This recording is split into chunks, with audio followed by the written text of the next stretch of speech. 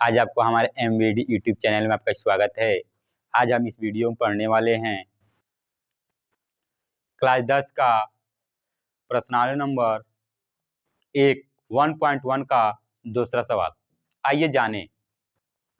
प्रश्न 2 है, दर्शाइए कि कोई भी धनात्मक विषम पूर्णांक 6q+1 या 6q+3 या 6q+5 के रूप का होता है जहां q कोई पूर्णांक है।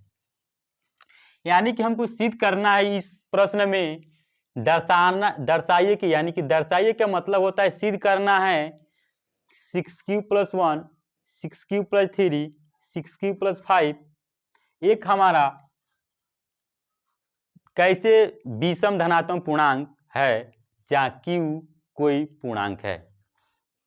सॉल्यूशन में लिखा गया है गिवन डेट का अर्थ होता है दिया है कि धनात्मक विषम पूर्णांक क्या क्या दिया है 6q+1 6q+3 6q+5। मुझे सिद्ध करना है प्रूव डेट, सिद्ध कीजिए कि 6q+1 6q+3 6q+5 हम यहाँ पे देख रहे हैं किसके रूप का दिखाई दे रहा है। आपको एक्सरसाइज नंबर 1.1 का पहला क्वेश्चन पढ़े थे जिसको हमको यूक्लिड विभाजन प्रमेयिका के द्वारा क्या करना था, एचसीएफ ज्ञात करना था। उसी सूत्र में यह दिखाई दे रहा है। उसका फार्मूला होता है A=BQ+R। यहाँ पे हम देख रहे हैं B का मान दिया है, Q का मान दिया है, R का मान दिया है, मगर A का मान नहीं दिया है। तो यहाँ पे मानेंगे, माना A कोई विषम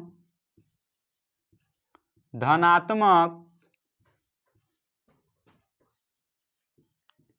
पूर्णांक है।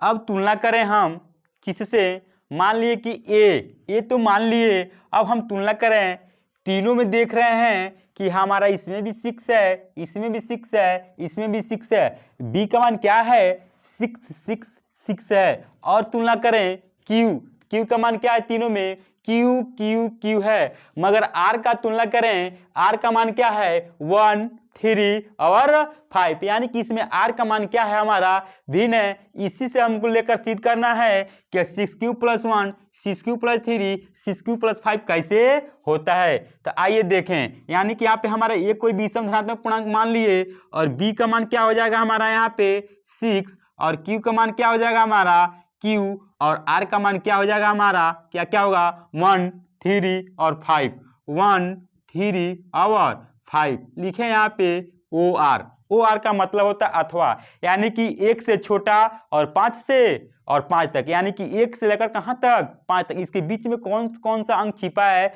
उसको पहले लिखें। यानी कि 1 से छोटा क्या होता है 0, 1 के बाद क्या आता है 2 और 3 के बाद क्या आता है 4, यानी कि इसका अंक क्या हो जाएगा 0, 1, 2, 3, 4, 5। अब हम R का मान क्या क्या रख सकते हैं 0, 1, 2, 3, 4, 5।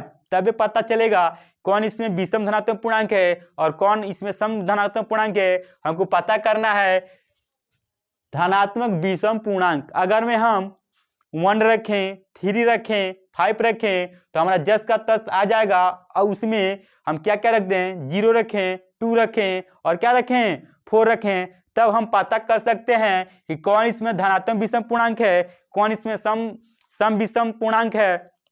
इसी से पता चलेगा। इसीलिए 1 3 5 को हम लिखे हैं 0 1 2 3 4 और 5। अब हम क्या करेंगे, एक बार R का मान 0 रखेंगे, 1 रखेंगे, 2 रखेंगे, 3 रखेंगे, 4 रखेंगे, 5 रखेंगे, यानी कि एक के बाद एक का मान रखेंगे तो उससे हम किसका मान निकलेगा A का।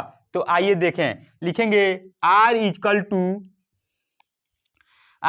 टू क्या रख रहे हैं पहली बार 0 यूक्लिड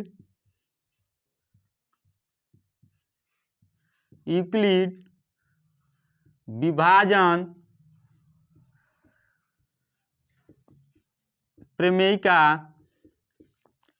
में आन पुट। इक्विलिब्रियम पैरामीटर का सूत्र क्या होता है? A is equal to B Q plus R. A का तो माने हैं एक के जगह पे जस का तस, बी का मान क्या हमारा 6, क्यू का मान क्या है हमारा क्यू, लेकिन आर का मान क्या रख रहे हैं हम 0। जब 6 क्यू में 0 जोड़ेंगे तो क्या हो जाएगा? ए इजकल टू 6 क्यू।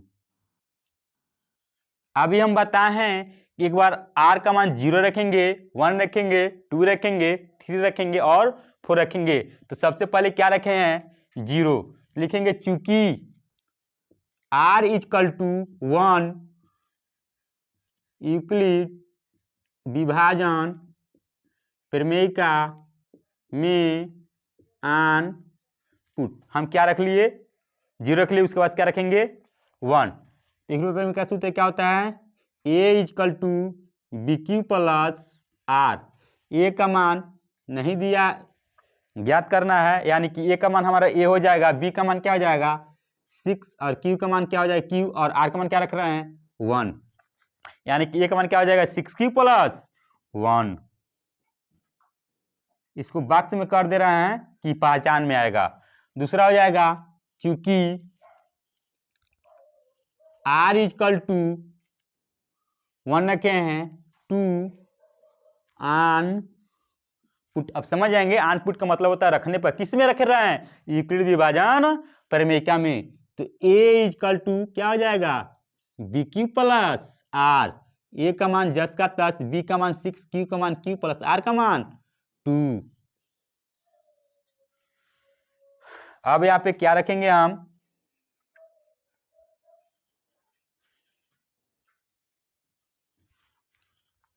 अब आर का मान 2 रख लिए हैं, अब आर का मान क्या रखेंगे 3। लिखेंगे आर, चूंकि आर इजकल टू 3 आन पुट। किसमें? यूक्लिड विभाजन प्रमेयिका में। फार्मूला क्या होता है? A is equal to B Q plus R. A का मान जस का तस, बी का मान 6, क्यू का मान क्यू प्लस आर का मान 3। अब हमारे किसका मान निकल गया? ए का। अब क्या रखेंगे? चूंकि आर इक्वल टू क्या रखेंगे 3 रख चुके हैं, क्या रखेंगे 4, क्या आन पुट। तो किसमें? यूक्लिड विभाजन प्रमेयिका में। तो ए इक्वल टू क्या हो जाएगा बी क्यू प्लस आर। तो ए इक्वल टू बी का मान 6, क्यू का मान क्यू प्लस आर का मान 4। हमारा ए का मान क्या निकल गया 6 क्यू प्लस 4। अब लिखेंगे पुनः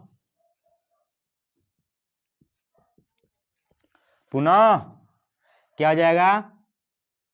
आर इजकल टू क्या रखेंगे 4 रख लिए 5 आन पुट। तो क्या होगा formula? A is equal to B Q plus R. A is equal to B का मान 6, क्यू का मान क्यू, आर का मान 5। अब आइए यहाँ पे हमको विषम धनात्मक पूर्णांक आ गया है। इसमें से विषम और सम दोनों धनात्मक पूर्णांक हैं। हमको इसमें सिर्फ यही छांटना है कि कौन इसमें विषम धनात्मक पूर्णांक है। आइए पता करें कि सबसे पहले सम संख्या किसे कहते हैं और विषम संख्या किसे कहते हैं। ठीक है, तो आइए जाने सम संख्या किसे कहते हैं। ऐसी संख्या जिसमें 2 से भाग देने पर पूर्ण रूप से कट जाती है सम संख्या कहलाती है। जैसे में 2, 4, 6, 8, 10, 12, 14, 16, 18, 20, 22, 24, 26, 28, 30, यानी कि ये सब संख्याएं ऐसी हैं जो क्या होती हैं 2 से भाग देने पर पूर्ण रूप से क्या जाती हैं कट जाती हैं। अभी बताएंगे इसका पहचान कैसे होता है, कैसे पहचानते हैं कि ये संख्याएं बहुत सारी संख्याएं दे दे तो कैसे पहचाने ये सम संख्या है कि विषम संख्या है। विषम संख्या की परिभाषा क्या होता है? वह संख्या जिसमें 2 से भाग देने पर पूर्ण रूप से नहीं करता है उस संख्या को हम विषम संख्या कहते हैं। जैसे में 1, 3, 5, 6, 5, 7, 9, 11, यानी कि ऐसी संख्या क्या कहलाती हैं विषम संख्या कहलाती हैं। आइए पता करते हैं कौन संख्या सम संख्या होगा और कौन संख्या विषम संख्या होगा। चलिए देखते हैं। मान लीजिए यहाँ पे लिख दिए हैं 5, 7, 8, अब हम तीनों संख्याओं पता करेंगे। अगर हमको मालूम ना हो तो हम इसे कैसे पता करेंगे संख्या क्या है, विषम संख्या है। सबसे पहले हम इकाई का अंक देखेंगे। अगर में इकाई का अंक सम होगा, दहाई और सैकड़ा का अंक कुछ भी हो, चाहे सम हो चाहे विषम, उससे मतलब नहीं है। अगर में इकाई का अंक सम है तो सब संख्या सम होगा, अगर में इकाई का अंक विषम है तो सब संख्या क्या होगा, विषम होगा। आइए देखते हैं कि हमारा 8 है, तो 8 यानी कि 8 हमारा कौन संख्या है, सम संख्या है, इसलिए सब संख्या क्या कहलाएंगे, सम संख्या। अब जान गए। अब पता करेंगे कि विषम संख्या क्या होता है। इसी को उलाट दीजिए, पहले 8 आ जाता है, 7 आ जा रहा है और 5 आ जा रहा है। अब देखिए 5, अब पता करें कि विषम संख्या की सम संख्या है। 5 कौन संख्या है, विषम संख्या है, यानी कि इकाई से पहचाना है कि इकाई का अंक 5 है, 2 से भाग देने पर यह नहीं कटेगा, इसलिए कौन संख्या है, विषम संख्या है। मगर इस सैकड़ा भी दहाई का अंक क्या है, विषम संख्या, लेकिन सैकड़ा का अंक क्या है, सम संख्या है। लेकिन हमको उससे मतलब क्या है, नहीं है, सिर्फ हमसे इससे मतलब है अगर इकाई का अंक सम होगा तो सब संख्या सम कहलाएंगी, अगर इकाई का अंक विषम होगा तो सब संख्या विषम कहलाएगी। इसमें इकाई का अंक सम था इसलिए सम संख्या है, इसमें इकाई का अंक क्या है, विषम है, इसलिए संख्या को हम क्या कहेंगे, विषम संख्या। अब समझ में आ गया होगा। चलिए इसी में हमको छांटना है सिर्फ कि विषम धनात्मक पूर्णांक। तो विषम धनात्मक पूर्णांक हमारा क्या होगा, 1 हो सकता है, 3 हो सकता है, 5 हो सकता है, 7 हो सकता है। कब उसके लास्ट में आया होगा। तो आइए ट्रिक करते हैं इसमें, यानी कि यहाँ पे 0 बढ़ा सकते हैं, तो 0 हमारा सम संख्या है। यहाँ पे 6 + 1, 1 हमारा विषम संख्या है, तो विषम संख्या हम क्या कर रहे हैं, ट्रिक कर रहे हैं। यहाँ पे 2 हमारा है, सम संख्या है। यहाँ पे a = 6 + 3, 3 हमारा विषम संख्या है। और यहाँ देखिए a = 6 + 4, यह हमारा सम संख्या है। a = 6 + 5, ये हमारा क्या है, विषम संख्या है। तो विषम संख्या को पता चल गया, a = 6 + 1, a = 6 + 3, a = 6 + 5। तो लिखेंगे अतः विषम धनात्मक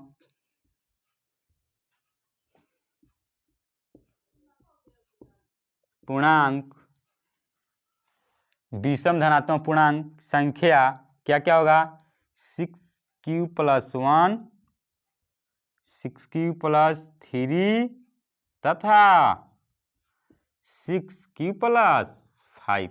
यही हमारा क्या हो जाएगा, प्रूव्ड मीन्स क्या होता है, सिद्ध हो गया। यहाँ पे हम देख लिए, अतः विषम धनात्मक पूर्णांक 6³ + 1, 6³ + 3 तथा 6³ + 5 है। अगर में हमारा वीडियो समझ में आया हो तो लाइक कीजिए, सब्सक्राइब कीजिए और ज़्यादा से ज़्यादा शेयर कीजिए।